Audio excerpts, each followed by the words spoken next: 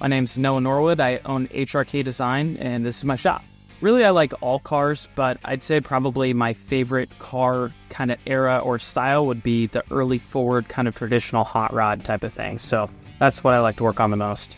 I've been into classic cars my whole entire life. I got the bug from my dad, but after hanging out with the Emery family, they kind of introduced me into the whole realm of traditional hot rods. And so they were just down the road for me, and ever since I was a young kid in high school, I was always over there and really took over the whole traditional hot rod thing from there. Yeah, so I own HRK Design, which is where we're at right now. So we specialize in the customization and the restoration of classic vehicles. So really anything 1965 or older is what we're going to work on, and we specifically do metal shaping and fabrication. Well, I've worked on quite a few projects, but probably one of the most prominent ones that I've done so far is still in progress. It's a 1967 Mustang. I converted it from a coupe to a fastback, and really just did a whole lot of stuff to bring it up to the modern date. Right now that one's over in paint, and we'll get it back soon to finish her up. Yeah, so growing up as a little kid, I've been in McMinnville my whole life, so always been attending it every summer, and it's really just a great event to kind of tie back to the homage of the cruising days, kind of American graffiti type of idea. So really an event that we look forward to all year, just a really nice casual way to hang out with friends, and now with the organization, a great way to get kids into trade schools.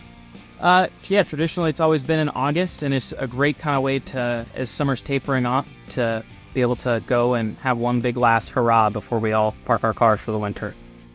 Yeah, so probably one of my favorite Cruising McMinnville memories is a friend and I, we drove a 1927 Model T. It was on a Model A frame. We're cruising around, and all of a sudden the headlights go out. Realized the headlight switch burnt out. So we're like, all right, we'll just direct wire it. So there I was like 14 years old, holding the ground wire onto a bare piece of metal.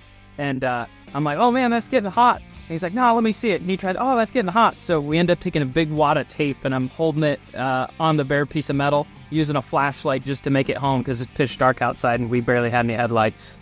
Right now, my daily driver is my 1957 Ford F100.